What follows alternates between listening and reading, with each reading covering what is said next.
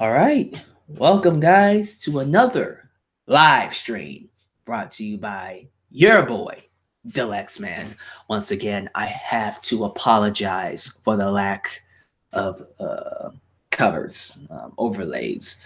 Again, I don't know what's going on with the Google Hangout toolbox, which allows me to give you the cool graphics and the cool covers for my videos. I have not been able to do that because it has yet to be fixed. I don't know who I have to contact, if I have to message YouTube or Google or whatever.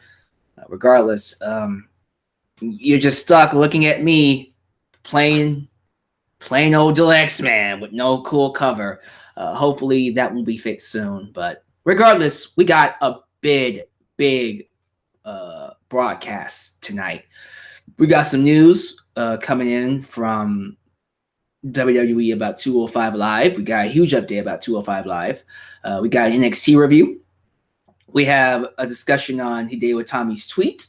He posted a cryptic tweet which deserves his own video, but we're going to talk about it tonight. We're going to perhaps do more things as they come to light. But thank you guys for watching. For those of you joining me live, welcome. If this is the first time you're watching me, do yourself a favor. Click that subscribe button, and hopefully by the time you subscribe, I will have the freaking covers back. I'll be able to put overlays on my videos again. But until then, subscribe, like the video, and of course, you can like me on Facebook. Follow me on Twitter. Check out the description box for my Patreon and my PayPal for those who would like to help a brother out. But of course, if you would like to help expand the brand of your boy, Deluxe Man, buy yourself a Deluxe Man t-shirt today. And I think that's all the pre-show stuff. Got to get all that stuff out. But yes, please check out all the links down below for some goodies. Let's get right into it. Thank you for the 50 people joining me on this live broadcast here. Let's see if we can make this one good for you. So let's start off with the huge update of 205 Live. Those of you who do not know, 205 Live is no longer being run by Vincent Candy McMahon and Kevin Dunn. It's been reported by Mike Johnson's PWI insider that Vince McMahon is giving responsibilities of 205 Live over to Triple H. And this happened 2 weeks ago. So the show that featured Mustafa Ali versus Cedric Alexander was apparently the first show Triple H was in charge of. Yeah, makes a lot of sense, doesn't it? Pretty cool. That's pretty cool. Triple H has, he has shown us he knows how to book a cruiserweight show, a show period, because he runs NXT, but definitely a cruiserweight show because he was in charge of the Cruiserweight Classic. And I have, like many others, praised the hell out of that tournament. So if he's taking over again, if he's in charge of 205 Live for the foreseeable future, of course, I'm excited. Already I'm seeing some really good necessary changes. It says here that Triple H looks to shift the focus towards in-ring action and away from more of the character-driven show that Vince McMahon had. And he's going to go back to what fans liked about the Cruiserweight Classic. He wants to bring that back. It's an attempt to reboot the brand. I think after what happened with Enzo Amore, I think Vince McMahon is basically washing his hands of it. He's like, look, I'm done. No more. I'm done. Here, you have it, Triple H. It's your baby. And you know what? This is something that should have happened from the start. Really, when you think about it, this should have been a thing way before it even became a thing. The 205 Live show to me was not meant to be a character-driven show. It was not to be about characters. You can have characters. I'm all about that. But it needs to be about the in-ring action. And the fact that Triple H is in charge and he's going to make it about the in-ring action, I think, honestly, we're about to see what these cruiserweights can do, and I'm excited about it. So let's see what happens. I'm already liking the direction. I saw last night's episode of 205 Live, and I actually saw Mustafa Ali versus Cedric Alexander too. Cedric Alexander. Clear difference in the presentation of the shows. The match quality is so much better. It's crazy how good these matches have become when Triple H is in charge. All of a sudden, I really liked the matches we got last night. We saw, let's say, Dorado taking on Kalisto, and then Hideo Itami versus Roderick Strong. Now, these matches are apparently a part of a new tournament. We've started a new cruiserweight tournament on 205 Live that will culminate at WrestleMania. And the one who made this tournament was the new general manager, Rockstar Spud. Oh, wait, we can't call him that now. He's now Drake Maverick. Drake Maverick, the former Rockstar Spud, is in charge of 205 Live, and I like it. I like it. So far, so good. I'm liking what they're doing with the show. Let's see what happens. If this is the direction we're going in, I want to see what they can do with it. Let me just make this point, though. I do want to say one thing about the show. I'm a little worried about this still being after SmackDown. Hopefully, as time goes by, Triple H has enough power to move this to Full Sail. We need to get this away from following SmackDown. It's not working. Because you got the Mixed Match Challenge, and then after 2 hours of SmackDown, now you're going to throw them a 205 Live show? Nah. This needs to be, if I had it my way, I would have 205 Live shows precede the NXT tapings or be a part of the NXT tapings. I personally don't think this needs to be live anymore. It doesn't. I get the magic of it is that it is live, which is completely understandable. But if we're changing the presentation, which is great, we need to get this in front of a crowd that cares. And most of the time, when you have these crowds sit for 2 hours, sometimes 3, 4 hours, they're tired. They want to go home. You know, they're exhausted. And I don't think those crowds would appreciate these shows if that's the case. So my thing is, we need to change. We can either change the date and maybe have these 205 Live shows be taped. Wouldn't be called 205 Live anymore, whatever. I don't care. Regardless, they'd be taped during NXT. Or, here's another idea. Why not have it go on before SmackDown? You know? Remember how main event or what was it, Superstars used to go on before Raw or SmackDown? Just do it like that. Have an hour dedicated to the cruiserweights before SmackDown. It's something that it's the first thing they see, and then it leads into the main show. I think that works better. The crowd is hot, a lot more alive for 205 Live when it's at the beginning of the show, and then we just premiere that on the network afterwards. That's my thing. I don't understand why we would do this after SmackDown when the crowd's tired and they want to go home. So that's what I would do. I would have 205 Live before SmackDown starts. Then we lead into SmackDown. You know, someone in the live chat just said, "Wouldn't that make the show 3 hours?" Screw it. I mean, at this point, like, it's all about what's best for the audience, really. If we are going to do 205 Live reboot with Triple H in charge, I think it would be best for them to go on before SmackDown. Get them excited for SmackDown. You have a better chance of the crowd being a lot more into it that way as well. So that's what I would do. That's how I would really do it, honestly. I mean, give me your thoughts about this. Give me your thoughts about this down below in the comments, in the live chat. Like, what would you guys do? I'm seeing a lot of people in the live chat talking about Roderick Strong and Hideo Itami, which, again, really, really good match. I do want to talk about that match real quick because it does tie into another subject of this podcast that I want to talk about. So Yeah, let's just get right into it. Roderick Strong versus Hideo Itami. Really good match. I feel like these two went to war. They beat the hell out of each other. Very stiff shots. There was a spot in the match where Hideo Itami did a dive to the outside. Roderick Strong caught him and then threw him against the freaking apron. It looked nasty, like he broke his back. A lot of crazy spots in there. I kind of figured this would happen as soon as Brian Kendrick got hurt. But I also noticed that Hideo Itami stopped using the GTS. He stopped using it because it's probably too dangerous now. And if that's the case, whatever. It is what it is. I think the more I think about it, the GTS was probably not going to work anyways, because the main roster, when they think GTS, they think of who?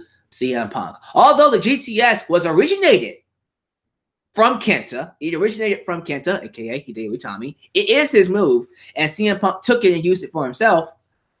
The main roster casual viewers only know the GTS from CM Punk. And that sucks. That sucks. And I hate the fact that people can't appreciate the origins of the move. So it's dead in the water. That sucks. But regardless of him not being able to use the move anyways, still a really good match. Hideo Itami lost. Roderick Strong advances in the tournament. So now Roddy has not only a UK championship opportunity, but he could possibly be earning a cruiserweight championship opportunity. Picture this. Picture Roderick Strong holding two belts, the UK belt on one side and the cruiserweight belt on the other. Man, that would be pretty cool. That would be cool to see Roddy hold two belts and him defend both those belts on NXT and the main roster. I'm just saying, it'd be pretty cool. Be pretty freaking cool if we made that work. Don't know if it is going to happen, but it'd be pretty cool. It'd be really cool if they can make that work. But let's get into something else referring to this match. Apparently, after this match, Hideo Itami went on Twitter and he posted a cryptic tweet saying it's over. What does this mean? It's over.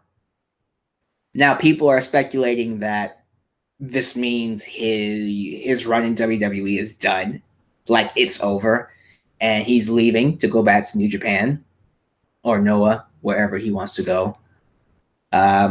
People are saying that it's over as in his run as a cruiserweight in the cruiserweight tournament. It's over. Is it something we should take at face value, or does it mean something else? Something else big, something else significant? I don't know. That's something that's basically yet to be seen. I don't really know what this could mean. I think a lot of people are jumping to conclusions and thinking this is it. He's leaving WWE and going back to New Japan, or Noah in this case, or just Japan. Maybe. There is someone else. There are some people even saying that his career is over, that he's ending his career. I don't think it's that extreme. I think if he is leaving WWE, he's going to continue wrestling for sure. I don't know. I really don't know what this could mean. It's a very cryptic tweet. We'll just have to see as time goes by. But just playing up the idea that he could be leaving, playing up the idea that this is him saying, look, my career is done. I'm tired. I'm sick of working in WWE. I'm sick of being unappreciated. I want to go back to Japan. If that's the case, I can't blame him.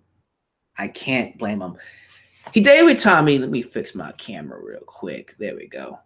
Hideo Itami, well, it's not just Hideo Itami. I put Cassius Ohno, Chris Hero, and Hideo Itami in the same category because both of them came in with bright futures for the WWE. Both of them came in with a lot of hype. And we all just felt these guys are going to go straight to the top. These guys are going to conquer the world, conquer the business. These guys are going to tear shit up. And they should have. And they could have. But both were riddled with unfortunate injuries. Hideo Itami, in his case, man, he hurt his shoulder. Well, it was more than once. I think he hurt it back in 2015. And then he tried to come back and then hurt it again. And he basically lost a ton of years off of his career. And I think because of those injuries, because he's been riddled with injuries, he's been unable to really make a comeback. And it's at the point now where it might have passed him up. The ship might have already sailed. It might be too late. And I can't really say it isn't either. It's one of those things where, I mean, look at his situation. He's on 205 Live. I mean, he's already been pigeonholed as a cruiserweight, so that's already bad enough. Now that the cruiserweight show is being taken over by Triple H, he might have another shot, perhaps. But maybe he's just sick and tired of the BS. Maybe he's tired. He's tired of being restricted. He's tired of not wrestling the style he wants to wrestle. So maybe he is going to call it a day. I wouldn't be shocked if this is it. I wouldn't be surprised if he actually did say, yeah, this is not going to work for me. So we'll have to see what happens. I mean, what do you guys think? Do you think Hideo Itami should actually go back to New Japan Pro Wrestling? Do you think he actually should call it a day? But when it comes to 205 Live, they have my attention. I feel like the show is getting back to its roots. I feel like the show is starting to have that same feel, that same vibe of the Cruiserweight Classic. And because of that, I think it's time that I actually start giving it more attention. So, from here on out, I will be watching 205 Live following SmackDown. So what does this mean for my reviews? I'm not too sure if this means the SmackDown reviews will be a lot later. We'll have to see what they do. I'll have to see. I might push it back to another hour so I can watch 205 Live and then come up here and talk about SmackDown and 205 Live. Again, if 205 Live is going to be like what Triple H did in 2016 with the Cruiserweight Classic, I want to be there to watch it, and I want to be there to talk about it. So, yeah. For now, I will include 205 Live with my SmackDown reviews. So, hopefully you guys will be there to tune in and see it. With that said, let's go ahead and get into NXT for the week. So, NXT this week, first off, was held in a different city. It's not in Full Sail for this series of tapings. I think it's going to be Atlanta up until March. It's straight Atlanta. Then when we get to March, they're going back to Full Sail. So, yeah, I think for the most part, we're going to be seeing all these tapings in Atlanta.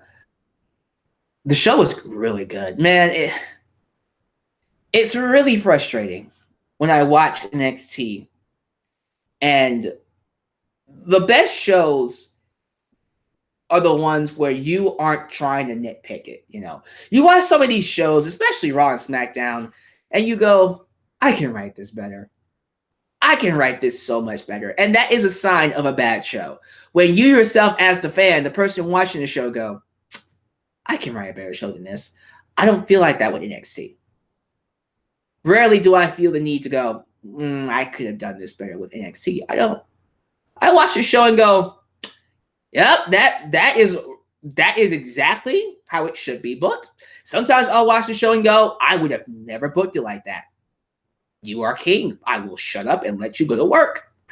And this is one of those shows where I just watched it and went, I have no issues with what they've done.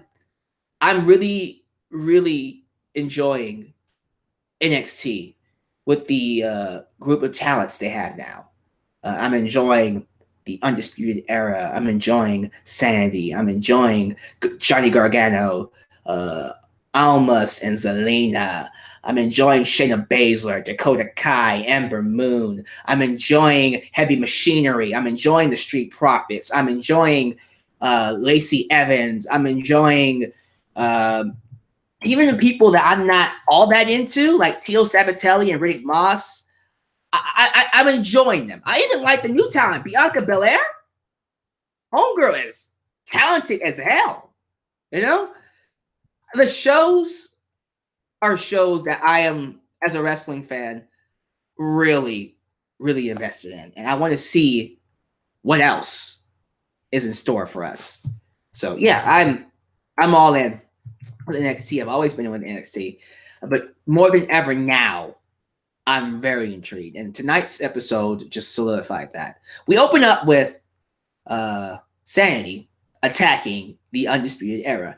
We were supposed to have a tag team championship match, but it just went all up in smoke when Sanity came out and attacked UE before their match. And this led to security going out there, stopping the fight. You have Atlanta chanting, "Let them fight, let them fight." Out comes GM William Regal, who announces there will be a 6-man, no DQ tornado tag match to main event that involves these very 6 men. And that's the main event. And as you know, anytime you have a no DQ stipulation that involves Adam Cole, baby, it's always going to be a great match. And this was no different. We move on to the official first match of the night. Heavy Machinery, Otis Dozovich and Tucker Knight taking on Tito Sabatelli and Riddick Moss. Bruh, I can't get enough of Otis Dozovich. I love this man. Stakes and weights. He's so entertaining. This guy is great. Not to take away anything from Tucker Knight. I think he's a great partner. I think he's a really good wrestler. But Otis, man, he's so much fun to watch. And I love that in the rematch, they did a nice callback to their last match when, Riddick Moss used the ropes to beat Heavy Machinery in their last match. They tried to do it again here, and the referee caught it. It makes the referees, well, first off, it makes them feel important because, oh my God, these referees aren't dumb. But it really does make them feel smart. I love having smart referees. I hate those easily fooled referees who just let stuff slide, Referees like Earl Hebner. Like, I miss those kind of referees. I do. So, because of the smart referee, we see Heavy Machinery actually get the victory over Tito Sabatelli and Riddick Moss. And as a result, afterwards, we see Tito on the outside holding his hand out to Riddick Moss to help him out, and Riddick just looks down at him and walks away. So that seems to be an indication that Riddick Moss and Tito Sabatelli are no longer a tag team, which it is what it is. Now, I want to make a suggestion here. If this is going to continue, if Riddick Moss and Tito Sabatelli are just having a dysfunctional period where it's kind of like, look, we're not making any kind of improvement. We're not going anywhere. We're not being successful. We're losing a lot of matches. And now they're just at that point where it's like, all right, this isn't working. We need to break up. This would be the perfect time to bring in EC3 and make this a straight up stable. EC3 with Tito Sabatelli and Riddick Moss. Man, bro, I'm in. That is a great stable. And he would fit in so well with that. Think about that for a minute. EC3, Tito, and Riddick Moss. They can do some things with that. Come on. Who here would want that? Let me know. Live chat. How would you feel about EC3, Riddick Moss, and Tito Sabatelli in a tag team? I'm telling you, that'd be trouble. That'd be trouble. I'm telling you, man. And we got people giving us names already. The Rich Corporation, Hard Money. I'm just saying, I'd be all in on that. It gives them something to do. It gives Tito and Riddick Moss a reason. And they can easily help make EC3 a very big deal on the roster as well. Come on. Sounds great, doesn't it? Yeah, everybody's like that. Okay. Yeah, I've got people. Donnie Thomas, let's do it. Ultra Shadow, sounds great. Devin White, I'm with you on that. James H, hell yeah, baby. Latrell, the money team. Raheem, yes. Super 57S, that sounds like it'll work out very well. All right. So, all right, everybody's feeling that. So, hey, let's make it happen. Okay, let's get on with the rest of the show. Next up, we have a promo by Johnny Wrestling, Johnny Gargano. This is the first time he's spoken out since his match at NXT TakeOver Philadelphia. A match, by the way, that was given 5 stars by Dave Meltzer. The last time Dave Meltzer gave a 5-star match to WWE was CM Punk and John Cena. Think about that. Do you remember what year that was? The last time Dave Meltzer gave a 5-star rating to WWE was in 2011. That's almost 7 years ago. Holy crap. Almost 7 years ago. So congratulations. Congratulations to Johnny Gargano and Andrade and Almas for earning WWE's first 5-star rating in almost 7 years. And the crazy part is, it was on NXT, not the main roster. I think that's correct. I mean, has there been another match? Yeah, that's right. That's right. Jesus. 7 years. 2011. All right, but let's get into it. He comes out thanking the fans for their support and the praise he's received for his match. And he's basically telling the world that he would not be here if it wasn't for them. But he remembers one thing more than the awesome match he had, and that was a crutch to the back from his best friend, his former best friend, Tommaso Ciampa. So he calls out Tommaso Ciampa. He calls him out. Hey, I want you. I want to put a stake through your black heart. But instead gets interrupted by Andrade Cien Almas and Zelina Vega. Now you're sitting there going, why the hell would y'all interrupt him? You beat him. Aren't you done with him? But no. Zelina Vega and Almas can't stand the fact that everyone's saying Gargano had a 5-star match with Almas. He's getting the attention. He's getting the love. And they hate that. They want the attention. Almas is the NXT champion. He's the guy that holds the belt. He's the guy that's holding the Holy Grail, not Gargano. Gargano lost the match. Almas won the match, but Gargano's getting the praise. Gargano's getting the love. Where's Almas' love? Where's Zelina's love? And they hate this. They can't stand this. Logically, they would not like that. And I love that. I love how the stories and the promos are being based off of real life stuff, reality. And if I was Almas, I'd be pissed too. Bitch, I beat you. I'm the champion. Why the hell are you getting all this love? Where's my love?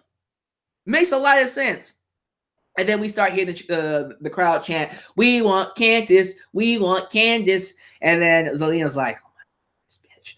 Then Gargano makes the statement, you know what? Although my favorite moment at NXT TakeOver was the match, my second favorite moment was watching my wife tackle your ass and beat you down. Zelina got pissed off and then outruns Candice to push Zelina over again. It was beautiful. Loved it. It was great watching her push her over. Zelina's all pissy. She goes out of the ring. I want you gone. I want you gone. And she just starts ranting and raving about Gargano is like a black mark on her life. She wants him gone, dead. And then he basically said, all right, you want me gone that badly? I'll give you your wish. I want another shot. I want another shot at the NXT championship. And if you beat me, if I can't be NXT champion, I don't deserve to be here. I will leave. And so there you go. We're going to do another Andrade and Almas versus Johnny Gargano match on NXT. I think that's next week. I think it's next week. And if Gargano loses, he is gone. Gone from NXT. Now, I have not read the spoilers, and I'm not going to read the spoilers. But I'm very worried. I'm worried. Because, again, it's the same issues, the same clouds, the same things that held him back, that gave him trouble at NXT TakeOver Philadelphia. They're still around. They're still around. You had Zelina Vega. You had the idea that Cien Almas beat him 3 times. Now you got Tommaso Ciampa still walking around, hunting him. So, man, I don't know. I don't think, well, they might give him the belt. Would they give him the belt? I don't know. That's hard to predict. Again, I don't know. Shoot. That would suck if he lost and then went away. But that would be the best way to build into their match. You know what?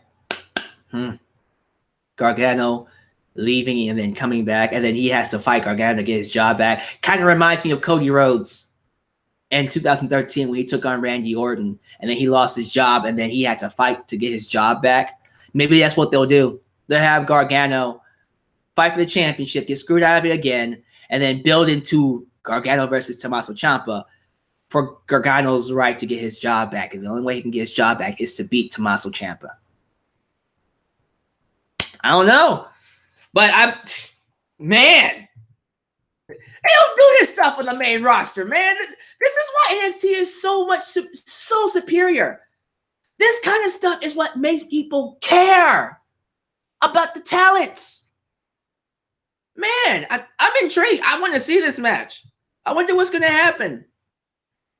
And by the way, people, don't spoil this. Again, do not spoil this for me. I have not read the spoilers. I will not read the spoilers. I want to keep my my viewings of NXT a surprise. And the best way to do that is to not read spoilers. So please be respectful. No spoilers. None. We had Bianca Belair take on a local talent. Forgot her name. Don't even ask, because she beat her in 30 seconds. She didn't use her hair this time. There was a chant from the audience. Well, it wasn't a big chant, but someone tried to start a chant that went, "Whoop that trick! Whoop that trick! Whoop that trick!" If they can make that a thing for Bianca Belair's matches, I would love that. The next person that sees her wrestle, try to start it. Whoop that trick! Whoop! It makes sense because of her little braid whip. Whoop that trick! Whoop that trick! Whoop! Okay, that's enough. But for real, I would love to see that. I really would want to see Bianca Belair and a whoop that trick chant. We can make that work. If you come to Houston NXT, I'm starting it. I'm starting that chant. Whoa! Okay, let's move on. Let's move on. We have a Shayna Baszler promo. She claims that she's the most feared female wrestler on NXT and says Ember Moon is too scared to give her a rematch for the championship because she knows if she does, she gonna lose. So apparently Shayna Baszler and Ember Moon are not done. I'm pretty sure somehow, some way, this is going to lead to another match between the two, which I would think that's when Shayna wins the belt. Right? Right? I do like what they're doing with Shayna, though, because although she lost, they're booking her in a way as if she still won, or maybe not necessarily she won, but she still has the upper hand. Because I love that even though she got pinned, she's playing up the fact that, look, I'm healthy. She's hurt. She's not here tonight. She's resting her injuries. I'm great. So yeah, she got lucky and escaped me. But the next time I see her, it ain't gonna happen again. I like that. I like that. That's really cool. So let's see what they do. If this is the direction we're going, they should have a 3-match series. So we had one in Philadelphia. We're gonna have another one at NXT Takeover New Orleans, and then one more following that, and that'll be the end of it. I'm cool with that. I'm cool with that. I think that's great. But let's see what they do. Finally, we have Sandy taking on the Undisputed Era in the main event. No DQ, 6-man tag match. This match was insane. It was the opposite of sanity. It was insane. I loved so many things about this match. There were so many crazy spots. Anytime you have Adam Cole, baby, in a no DQ stipulation match where there are no rules, you can use weapons, the matches always seem to be really good. This was no different. They went to war. Kendo sticks, nice spots, people being thrown out of the ring. They went backstage. They went on top of the stage. We saw Killian Dane tossing bodies here and there. He threw freaking Bobby Fish into a big crowd. And there was a nice sequence of kickouts at the end where they broke up pins with super kicks and elbow drops and all kind of craziness. It was nice. It was a very fun match. But at the end of it, Killian Dane takes on all 3 members by himself and wins the match for his team. Killian Dane took out the Undisputed Era by himself and earned Sandy another shot at those tag team titles, which is fine with me. I do hope eventually we get to feature more tag teams. I'm cool with Sandy getting another shot, but let's move on. Let's move on. For real, let's move on to another tag team. We got the Mighty Don't Kneel. No, you heard me right. TM61 changed their names. Now, I don't know if it's the Mighty Don't Kneel or the Mighty. We are the Mighty, and the Mighty don't kneel. I'm going to assume it's the Mighty until they say it's the Mighty Don't Kneel. But they changed their names to the Mighty, which is really cool. I want to see them fight the Street Profits. I want to see them fight a lot of people. You know what I really want to see? I want to see a Dusty Rhodes Classic. I pitched this a month ago. Forgot when I pitched it. But I really want to see them bring back the Dusty Rhodes Classic, man. They should bring this back. Because I think it's the best time to do it. You have a good roster of tag teams to make this work. So while Sanity and the Undisputed Era are fighting for the tag team titles, we should go ahead and get this going and have it lead into NXT TakeOver New Orleans. Because the winner of that tournament will fight the Undisputed Era in New Orleans, as it should be. But Sanity wins. Really good show. I enjoyed tonight's NXT TakeOver. It wasn't NXT TakeOver. It felt like it, but it was a nice NXT taping. That's what I meant to say. Nice NXT taping. Look forward to seeing what they do next week. I gotta see what they do with Almas and Gargano. I gotta see what they do with them. But check this out. I'm hearing that they might do it because the last time they had it was during the WrestleMania season. So, okay. All right. So tell me, how do you feel about the show? Live chat. Going to you, baby. I'm going to you. Going to you. Let's do it. Super chat. Oh, my God. I missed the super chat. I am so sorry. Demon Rocks. Thank you for the super chat. Demon Rocks. You're awesome. And I missed another one. Let's see. Demon Rocks, $5. Thank you. Main event gets an A- from me. Wow. Thank you. Thank you for the super chats, guys. Please. I got to do a better job of keeping up with these. I am so sorry. I'm usually really good with catching these super chats. But what grade would you give the shows, guys? For real. Let's see. The Black Nostalgia Nerd 2 says, can you review Impact Wrestling Redemption pay-per-view? Here's the best way to get that to happen, Nostalgia. I have a Patreon, and there's a certain amount you can donate that will earn you a chance to request a review like that. Other than that, I try to stay away from Impact because it's TNA, Impact, GFW, whatever you want to call it. Every time I talk about it, I always get heat for it. I always get, this is X-Men's here to ratings and ratings. Trying to take down and TNA, Impact. Look, if you want me to talk about it, just, it would be better if it's done through Patreon. That is the only way I'm talking about TNA Impact. That's the only way I'm doing it. That's the only time I will do it. No offense to you, but that's how it goes. Let's see. Awesome Kid. There's nothing I can say about NXT. They're just on top of their game. I agree. Notorious MMA. 205 Live gets a B+, and NXT gets an A-. Mad Money Mo. Great. A+. Oh my God. That's a legendary grade, buddy. That's legendary status. Let's see here. Christian. Dude, New Japan Pro Wrestling Strong Style Evolved. I have not seen that show.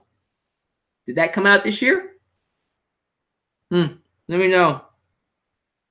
Do the Kevin Dunn impression. Oh, Lord.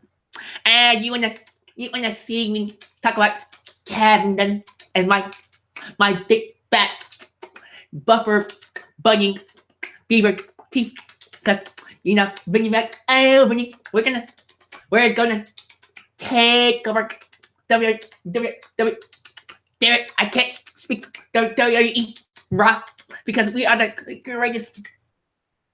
We are the greatest show in the world. Well, Kevin, I think you're right. I think that Raw is gonna crush, just like NXT is gonna die when the XFL takes over the network. That's not gonna happen. Sorry. I don't think that would happen. Right? Vince McMahon wouldn't replace NXT with the XFL, would he? Shh. Nobody heard that. Moving on. All right. I already did it. I'm not doing no more impressions. NXT. Wait. Damn it. Okay, James Edge. NXT and SmackDown needs to trade writers. SmackDown just needs to get rid of one and replace him with a guy that's already there. His name is Ryan Ward.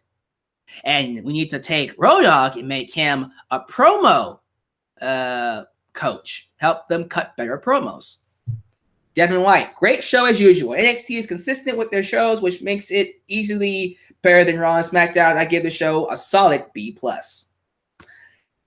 EJ Johnson X, the hardcore division would still be better than the current cruiserweight division, though. Dang. Let's get a few more in here. Adam Phillip, basically Kevin Dunn is Buzz Bunny on crap. Yeah, I agree. Let's see here. Ultra Shadow, I have an idea for a new what fans want versus what corporate wants video. The decline of SmackDown. Maybe. That's not too bad. That ain't bad at all, actually. Let's see. Devin White. We need another what fans want versus what corporate wants. I love that series. It's coming soon. I'm trying to prepare this one to be released before WrestleMania. Again, I treat my what fans want versus what corporate want series like a big 4 pay-per-view. I want to do 4 a year. I don't want to come up here and start giving you one every week because then I'm going to run out of ideas. So the next one I give you will probably be around March. Not going to tell you the topic because I want you to be surprised. But there will be one coming out. It'll be one like before Royal Rumble, before WrestleMania, before SummerSlam, and before Survivor Series. So it'll be 4 a year. I want these to be big time videos. So hopefully you guys, you like that. Now, ideas would be great if you want to suggest some. Although I really don't need them because I got a plethora of ideas I can come up here with. Shoot, I can do one on Raw. I can just do one about Raw. For real. But we'll see what happens when it comes to March. Guys, that's going to be it for me. I'm going to go ahead and cut it off here. Thank you guys for joining me for this live broadcast. I hope you enjoyed hanging out with me. Hope you enjoyed chatting about NXT, about 205 Live, being taken over by the game. But next time you see me, it's going to be maybe a Q&A, because I'm thinking since there's not much happening, we should go ahead and start bringing back the Q&As. Oh boy! Now, one last thing I want to ask you. Who here is excited about Marvel's, it's random, but who here is excited about Marvel's Black Panther? Because I'm seeing that. I gotta see it. See this right here? This basically means I have to see it. It's an obligation. No, I'm joking. I'm going to go see it regardless, because I think, first off, Marvel has done awesome with their movies. 20 blockbuster hits. Since 2008, they've had 20 blockbuster hits. 20. They've garnered over $20 billion, ladies and gentlemen. They're going to take over the world. So, yeah. Besides the fact that I trust Marvel to give me a good film, this is the very first, if I'm not mistaken, the very first all-black cast that's a superhero film. Yeah. This is the very first where majority of the cast is black and it's a superhero film.